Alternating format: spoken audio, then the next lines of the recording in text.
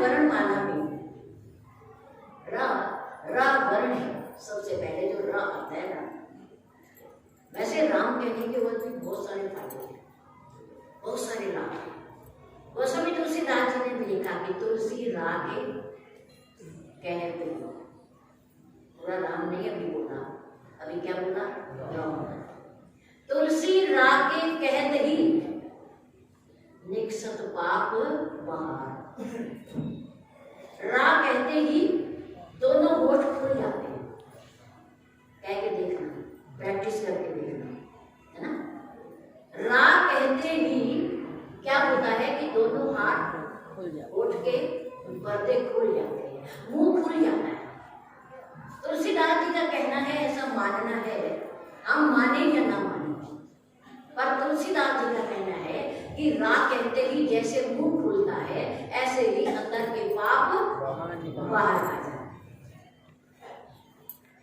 तुलसी रा के कहते ही निकसत मैंने निकल जाते हैं पाप बाहर, फिर अंदर आमत नहीं देत मकार दीवार। रा कहने से होठ खुलते हैं और माँ कहने से बंद होते हैं। रा कहने से जो पाप बाहर आ गए, माँ कहते ही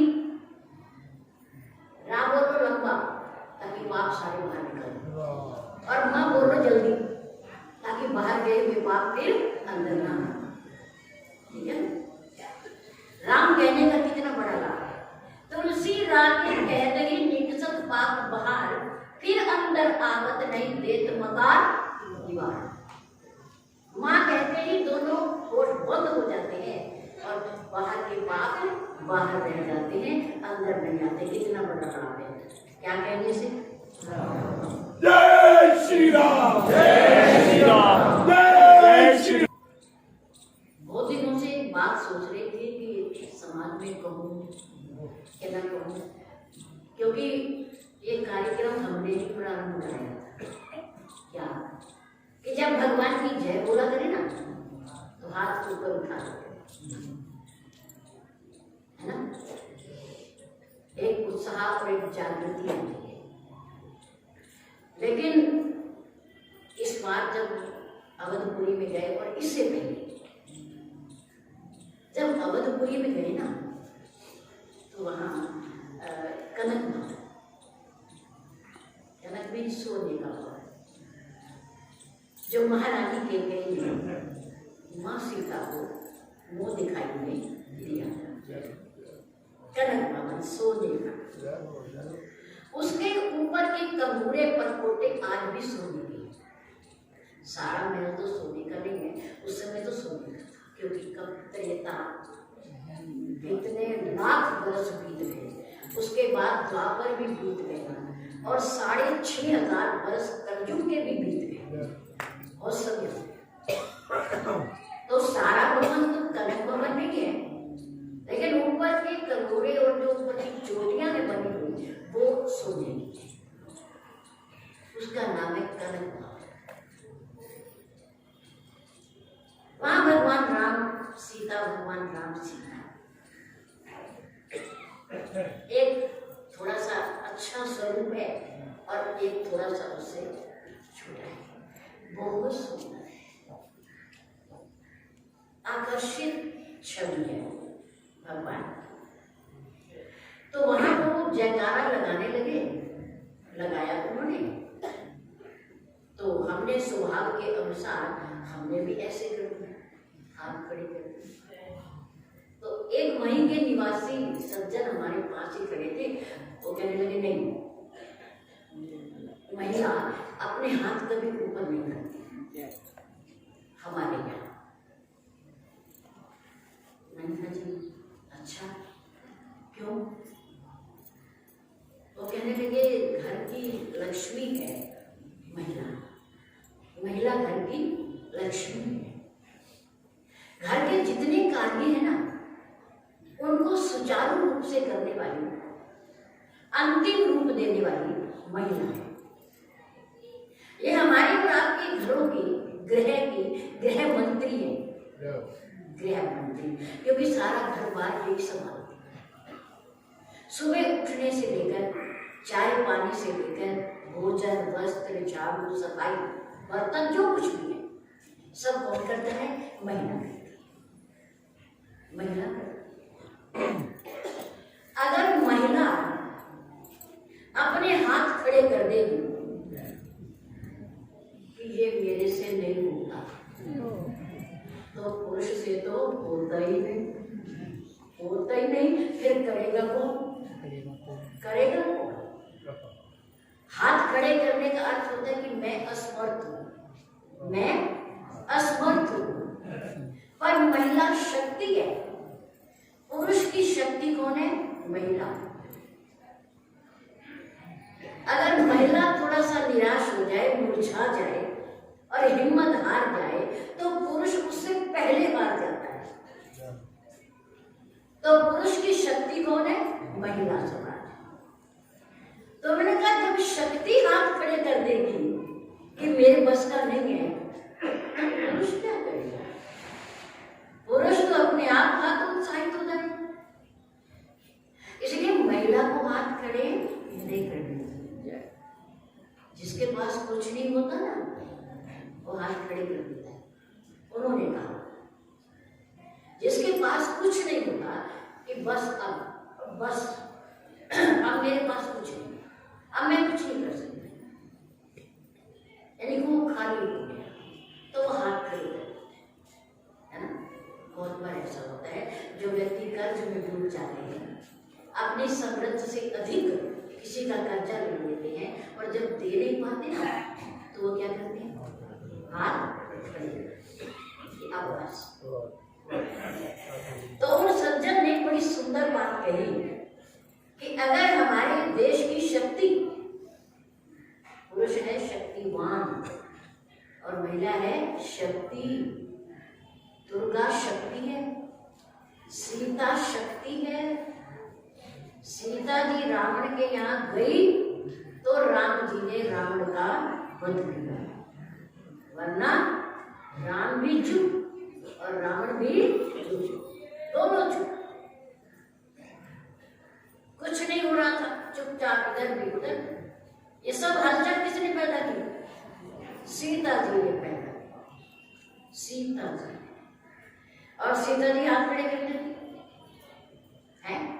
राम जी ने कहा सुनो प्रिय व्रत रुचिर सुशीला, मैं कछु करब ललित नर लीला, तुम पावक मऊ करहु निवासा, जब लगी करूं मैं निशाचर नाश।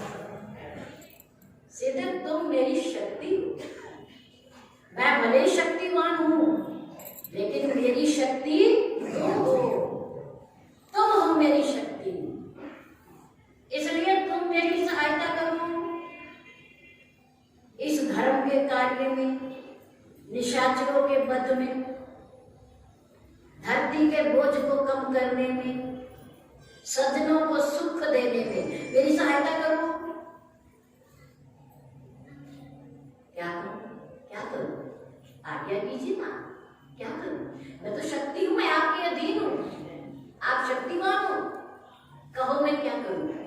सुनो प्रिय व्रत रुचिर सुशीला,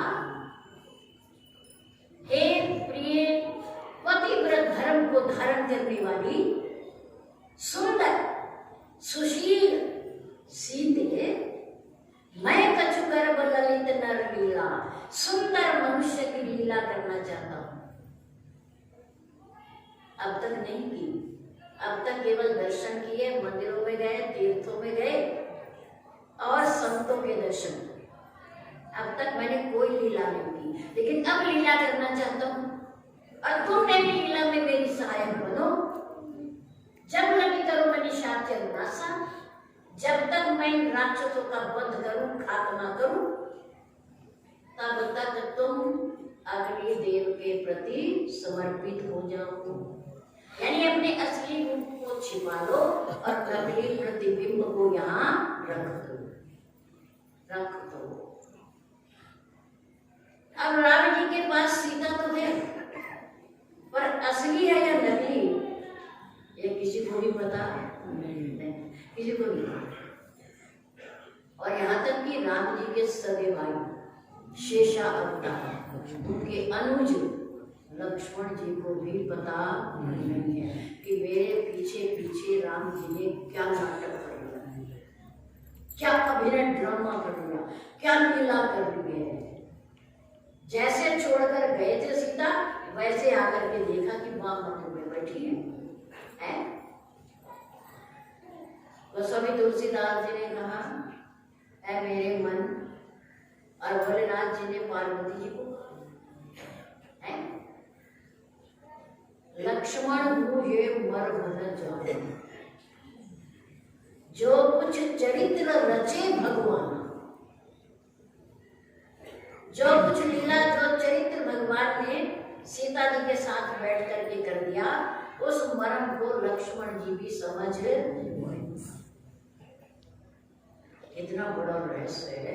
और राम की राजनीति कितनी पक्की है, कितनी पक्की राजनीति है कि उनके सगे भाई को नहीं पता चला कि यह नकली सीता बैठी है। तो हमारे कहने का अर्थ ये कि जब तक सीता जी रावण की लंका में नहीं गई उनकी शक्ति, तब तक इधर और इधर कोई हलचल नहीं।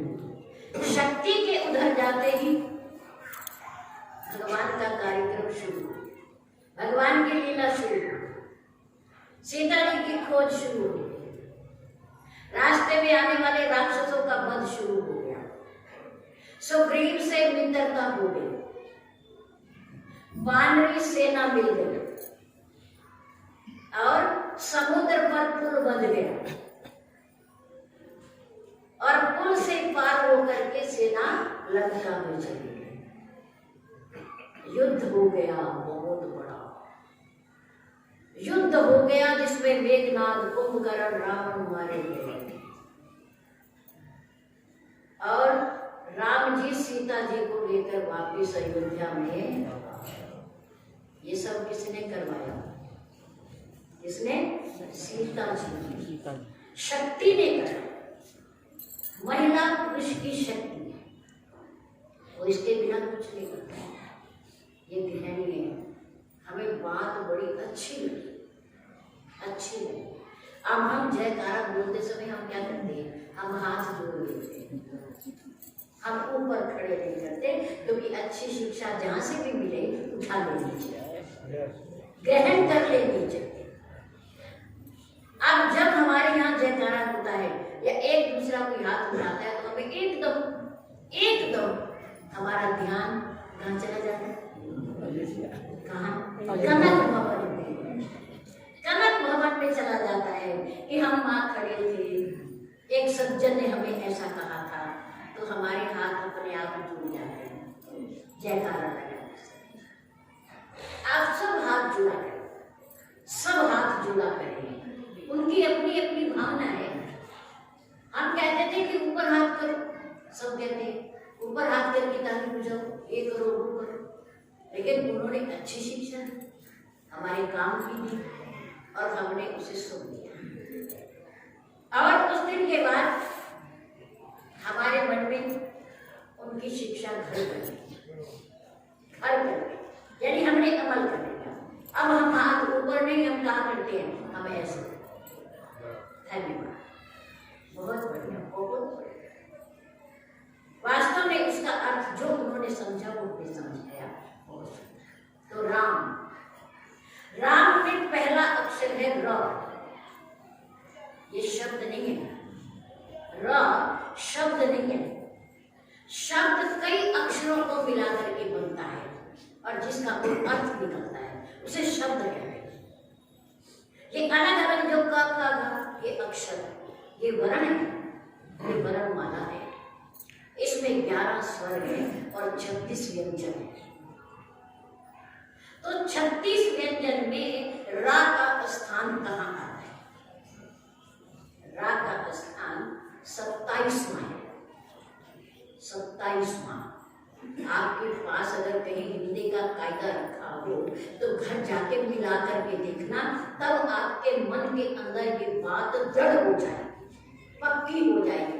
मेरे कहने से नहीं होगा। बोलिए श्री सतगुरुदेव आ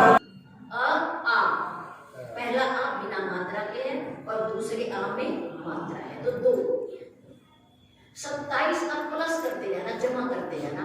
27 जमा 2 29 माँ, पा पा बा भा माँ, ये 5वीं लाइन है। एक लाइन में 5 अक्षर है, तो 5वीं में माँ का स्थान कौन सा हो गया? 25वां। कौन सा हो गया? 25वां। 27 जमा 2 जमा 25 कितने हो गए? 54। कितने हो गए? 54। एक राम में 54 है अंक, और दूसरे राम में भी 54। कितने हो गए? हो गई माला हो गई। इसलिए घर में बच्चों के साथ, बड़ों के साथ आपस में नमस्ते न कहा, गुड मॉर्निंग नहीं कहना, बाय बाय नहीं कहना, है ना? 1-2 शब्द और भी हैं, वो नहीं कहना। क्या कहना है? राम राम जी। एक बार वो बोले, एक बार आप बोले, एक माला उसकी हो गई और एक माला आपकी हो गई। 2 माला हो गई बिना परिश्रम, बिना परिश्रम। बच्चा जब बोलना सीख रहा हो तो मम्मी और पापा कुछ ना सिखाओ। क्या सिखाओ? पहले मामा कहे लो, क्या ना, कोई बात नहीं, कुछ तो कहा ना मुझे। आम आम कहेगा तो भी कोई बात नहीं। धीरे धीरे उसका ये उच्चारण सुधरता जाएगा और वो राम भी कहने लगेगा, राम भी कहने लगेगा। ये अपने परिवार को आधार बनाइए इसका, अपने घर से इस बात को लेकर के चलिए, बाहर से नहीं, घर से ही इसे प्रारंभ कीजिए। अपने नन्हे नन्हे बच्चों को राम राम कहना सिखाइए। बड़ों को, अब हम वहां आते हैं ना, गाड़ी में आते हैं ना, उन्हें पता देवी जी राम राम बोलते हैं, तो बच्चे जो सामने खड़े होते हैं ना, 4-5 लड़कियां लड़के भाग करके आते हैं, वो हाथ जोड़ करके कहते हैं देवी जी राम राम। कितना अच्छा है, कितना मधुर नाम है, कितना मीठा नाम है। जासु नाम सुमिरत एक बारा, उतरही नर भव सिंधु अपार। अरे कल युग केवल नाम अधारा, सुमेर सुमेर नर उतरे। ये तो वो नाम है, और ये नाम बड़ा सरल है, बड़ा सीधा है। दिन में कितनी बार ले लो, थकावट नहीं हुई। राम भी सरल है, उनका नाम भी सरल है, राम का स्वभाव भी सरल है, और राम का चरित्र भी सरल है। जय श्री राम, जय श्री राम, जय श्री राम, जय श्री राम, जय श्री राम, जय श्री राम, जय श्री राम, जय श्री राम, जय श्री राम, जय श्री राम। कथा में आकर के कोई मुख ऐसा नहीं रहना चाहिए जो राम नाम बोले, है ना? अरे आप तो बुलवाया जा रहे हैं, तो हम बोल रहे हैं, बोल रहे हैं। और याद रखो, जीवन की एक ऐसी अवस्था आएगी कि लोग बुलवाएंगे और हमसे बोला नहीं जाएगा, बोला नहीं जाएगा। एक समय ऐसा भी आया, तब क्या करें? अब जब तक बोला जा रहा है, बोल लिया कीजिए ना, बोल लिया कीजिए, कंजूसी नहीं करनी है, हैं? राम कहने का मजा, जिसको मीठ लगा, जिसको रस आया, जिसको आनंद आया, वो बार बार कहता है। और जिसको आनंद नहीं आता ना, वो कहते क्या बता रखा है ये राम राम, क्या बता रखा है, क्या बोलते हो बार बार, उसे आनंद नहीं आया, है ना? तुलसीदास जी कहते हैं राम राम कहीं जे जम आई। अरे प्यारे, इंसान होके, मनुष्य होकर के, मधुर वाणी प्राप्त करके परमात्मा से उसका नाम ना बोला तो वो क्या बोला, क्या बोला। ये दुनिया वाले बड़े चतुर हैं, बहुत चालाक है। कबीरदास जी ने पैदा होते ही क्या बोला पता है आपको? राम बोला। क्या बोला? राम। माता पिता ने उसका नाम रख दिया राम बोला, राम बोला। उन्होंने कहा ये बच्चे ने पैदा होते ही राम बोला, ये प्रकृति के विरुद्ध है, प्रकृति के विरुद्ध है ये। प्रकृति में जब बच्चा पैदा होता है ना, बोलता नहीं, वो रोता है। प्रभु से बिछड़ के आता है ना, अंदर से का वातावरण कुछ और होता है, वहां से निकल के आता है तो वो कहता है मैं तो वहीं ठीक था, मुझे यहाँ कौन ले गया, वो रोने लग जाता है। तो माता पिता ने कहा ये बालक शुद्ध नहीं है हमारे लिए, इसलिए पैदा होते ही राम बोला है, ये प्रकृति के विरुद्ध है, इसका त्याग करो, त्याग करो, पता नहीं क्या हो जाए हमारे घर में, कहीं अपशुद्ध ना हो जाए। तो कबीरदास जी को उसके माता पिता एक तालाब के किनारे पर रखा। तो ये समाज दुनिया क्या रीत है, ये खुश नहीं हुए सुन के कि पैदा होते ही राम कहा, इतना भाग्यशाली है। राम तो कोई आसानी से कह भी नहीं सकता, बोला ही नहीं जाता किसी से। दूसरा पहलू नहीं सोचा कि कितना भाग्यशाली है और कितना बड़ा महापुरुष बनेगा, बोल तो क्या सकता। लेकिन ये सोचकर कि ये अच्छा नहीं हमारे परिवार के लिए, इसका त्याग कर दो, तालाब के किनारे रख दिया। वहां एक जुलाहा धोबी नीरू नाम का एक जुलाहा वस्त्र धो रहा था। पहले तालाबों पर, नदियों पर ही धोए जाते थे लोग, घरों में सुविधा नहीं होती थी ना, तो वही धोते। और धोबी लोग तो आजकल भी वही होते हैं, पाँव धोबी नदी में धोते हैं, तालाबों में भी धोते हैं।